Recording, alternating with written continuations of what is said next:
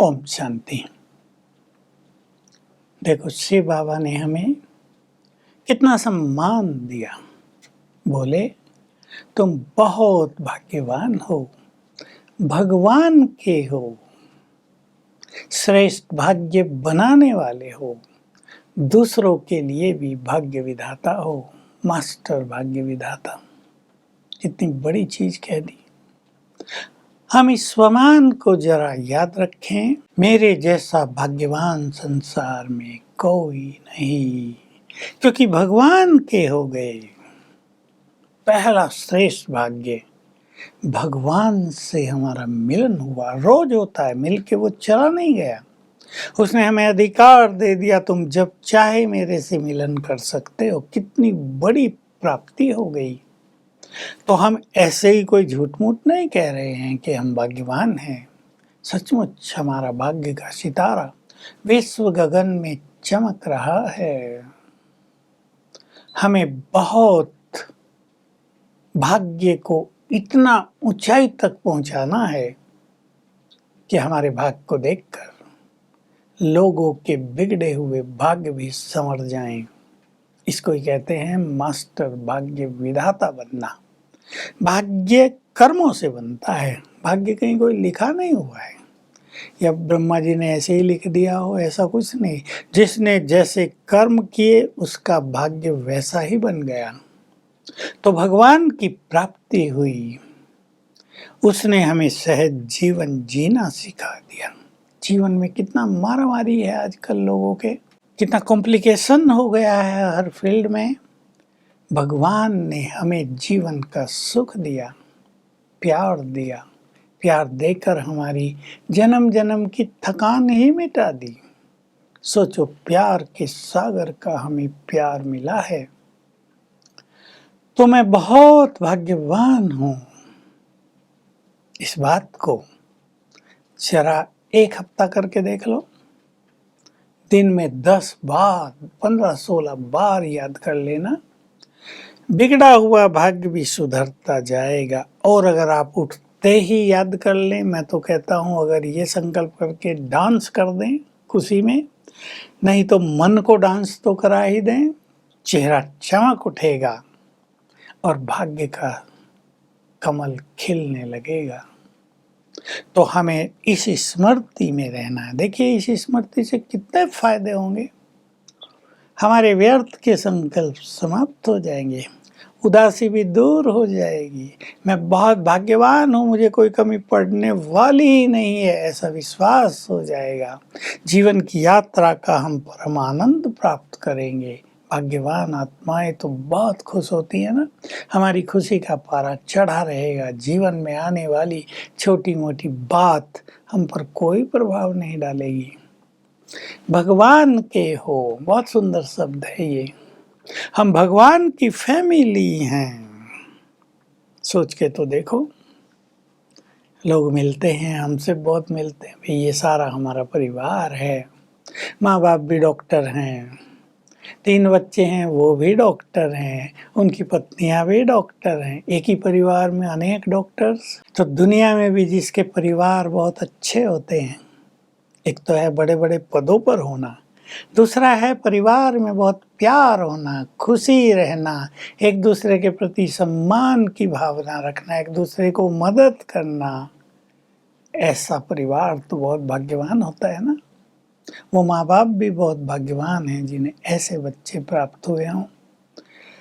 हम भगवान का परिवार हैं। उसकी पालना मिलती रहती है, उसका प्यार मिलता है। आपस में भी बाबा हमें आत्मिक प्यार सिखाते हैं।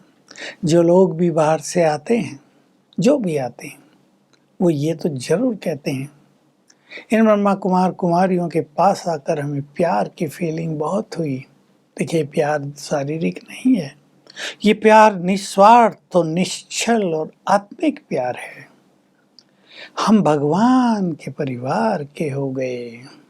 बाबा साकार में थे तो कई बार कहा करते थे, बच्चे तुम्हें खुशी है, नशा है, भगवान अपने परिवार में आ गया है। अपने परिवार में आकर बैठते थे वे। भगवान ऑफिशियल डर जाएं उससे, ऐसा नहीं। परिवार तो हम भगवान के बच्चे ही तो हैं, वो हमारा है। सारी दुनिया कहती है, कोई मालिक कहता है, कोई परम पिता, कोई गॉड फादर, तो हम उसके बच्चे हो गए ना। बच्चे हो गए तो वो हमारा, हम उसके परिवार हो गए। बड़ी सुखद फीलिंग होती है। अभी हो रही होगी आपको, मुझे भी हो रही है।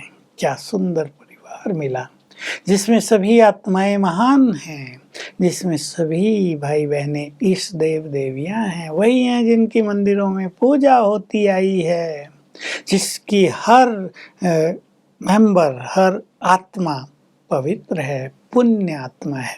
ऐसा सुंदर पुण्य आत्माओं का परिवार है भगवान का परिवार। तो हमें भी इस चीज की बहुत सुंदर स्मृति रहे, अवेयरनेस रहे। लौकिक परिवार तो हैं ही, लेकिन उनमें से कोई एक, कोई दो ईश्वरीय परिवार के मेंबर भी बन गए हैं। तो दो परिवार हो गए। अगर दोनों ही बहुत सुंदर हैं तो खुशी के क्या कहने, भाग्य के क्या कहने। तो हम सभी अपने श्रेष्ठ भाग्य को आगे बढ़ाते चलें। भाग्य की स्मृति भाग्य को बढ़ा देती है। लेकिन बाबा ने जो ये कहा है कि तुम श्रेष्ठ भाग्य बनाने वाले हो, बहुत बड़ा सब्जेक्ट है। हमारे हाथ में आ गया है भाग्य विधाता, हमारे हाथ में आ गई है कलम, हम अपना जैसा चाहे भाग्य लिख दें। बहुत बड़ी बात है। जिन्होंने ज्ञान लिया है वो जानते हैं इसका अर्थ। कलम है श्रेष्ठ कर्म करने की कलम। तो श्रेष्ठ कर्म से, पुण्य कर्म से हमारा श्रेष्ठ भाग्य बनता है। भगवान ने आकर यज्ञ रचा है, उस यज्ञ में अपना तन मन धन लगाने से श्रेष्ठ भाग्य बनता है। भगवान ने हमें श्रेष्ठ ईश्वरीय ज्ञान दिया है, वो ज्ञान दूसरों को देने से भाग्य बनता है। किसी के जीवन में हम खुशी ले आएं, किसी के जीवन से चिंताएं, तनाव, दुविधाओं को समाप्त करा दें, किसी के जीवन में भगवान को बुला दें, कितना बड़ा पुण्य होगा ये। हम ये काम करेंगे, हमारा भाग्य और श्रेष्ठ हो जाएगा। तो हम इस समय, हमें ये अधिकार मिल गया है कि हम अपने भाग्य को जैसा चाहें बनाए। चाहे स्वर्ग की राजाई प्राप्त कर लें, चाहे वहाँ साहूकार पद प्राप्त करें, चाहे साधारण पद, चाहे और नीचा, सुखी तो वहाँ सब हैं। तो भाग्य बनाने का अधिकार हमें मिल गया है। सभी बाबा के बुद्धिमान बच्चे, समझदार बच्चे ये जरूर सोचेंगे, और आप सबको सोचना है कि अब हम ऐसा अपना भाग्य बना लें कि किसी भी जन्म में हमें किसी भी चीज की कमी न पड़े। हम 84 जन्मों के भाग का निर्माण कर सकते हैं इस समय।